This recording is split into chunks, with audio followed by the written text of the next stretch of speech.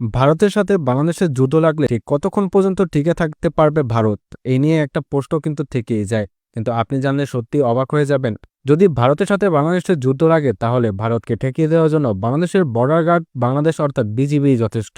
কারণ ২০০৫ সালের দিকে মাত্র ৮ জন বিডিআর সদস্য প্রায় ১৭৬ জন ভারতীয় সেনাকে করেছিল, যেটা ইতিহাসে একটা রেকর্ড। আর সেখানে যদি বাংলাদেশের সেনাবাহিনী ভারতের সঙ্গে সরাসরি যুদ্ধে লাগে তাহলে অবশ্যই ভারত যে এখানে হারবে তার বাস্তবিক উদাহরণ রয়েছে, কিংবা বাস্তবিক প্রতিফলনও আমরা দেখতে পাই। কারণ ভারতের সাথে বাংলাদেশের যুদ্ধ লাগলে চীন ও পাকিস্তান কিন্তু বসে থাকবে না, তারা অবশ্যই একটি কামড় দেওয়ার চেষ্টা করবে ভারতকে।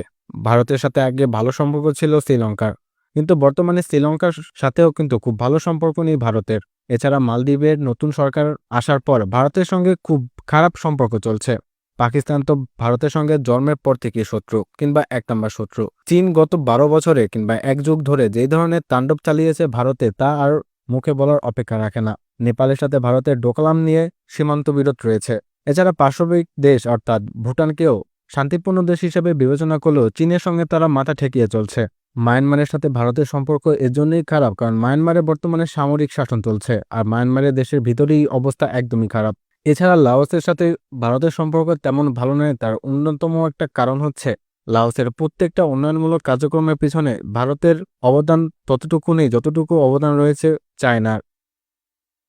আর বাংলাদেশের শেখ হাসিনার ক্ষমতা থাকা অবস্থাতে ভারত যে কি পরিমাণে তাণ্ডব চালিয়েছে এবং তারও প্রেক্ষাপট কিন্তু এখন উল্টো। সুতরাং ভারত যদি কোনোভাবে বাংলাদেশকে আক্রমণ করার সাহসও করে তাহলে এটা হবে ভারত ভাঙার প্রথম ধাপ। কারণ বাংলাদেশ চাইলেই চিকেন নেককে মুহূর্তের ভিতরে আলাদা করে দিতে পারে। আর ভারতের সেই 7 সিস্টার্স প্রত্যেকটা অঙ্গরাজ্য নতুন একটি করে রাষ্ট্র গঠন করার জন্য বসে রয়েছে আজ থেকে প্রায় ৫০ বছর আগ থেকে। হতে পারে ভারত সামরিক দিক থেকে অনেক এগিয়ে, কিন্তু ভারতের কিছু উইক পয়েন্ট রয়েছে, যে উইক পয়েন্টগুলোতে একবার কামড় দিলে তারা কখনোই সাহস করবে না অন্য দেশে আক্রমণ করার। পাকিস্তানের সাথে বিরোধ ভারতের নতুন কিছু নয়। ভারতের কিছু কিছু বিষয়ের কারণে আন্তর্জাতিকভাবে ভারত প্রচণ্ড নিন্দনীয়। বিশেষ করে আমেরিকা ও রাশিয়ার সাথে দ্বিপাক্ষিক সম্পর্কের কারণে মূলত ভারতের এই অবস্থা, যার কারণে ভারতের প্রত্যেকটা অঞ্চল নিজ স্বঘোষিত একটা রাষ্ট্র গঠন করার জন্য বসে রয়েছে। ইতিমধ্যে ভারতের ভিতরে পাঞ্জাবকে স্বাধীন করার লক্ষ্যে সশস্ত্র সংগঠন গঠন করা হয়েছে। এছাড়া খালিস্তান নামে নতুন একটি রাষ্ট্র গঠন করার প্রক্রিয়া আজ থেকে প্রায় ৬০ বছর আগে থেকেই চলছে।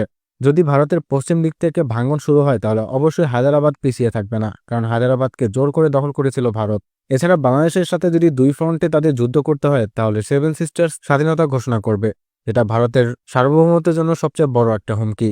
তাই ভারত কখনোই সাহস করবে না বাংলাদেশের সঙ্গে যুদ্ধ করতে। আর যদি বাই এনি চান্স কোনোভাবে যুদ্ধ লেগেও যায় তাহলে বাংলাদেশের সেনাবাহিনী যথেষ্ট ভারতকে উত্তম মধ্যম দিয়ে ভারতকে কঠিন শাস্তি দিতে, যে খবর এখন চারিদিকে রটিয়ে বেড়াচ্ছে।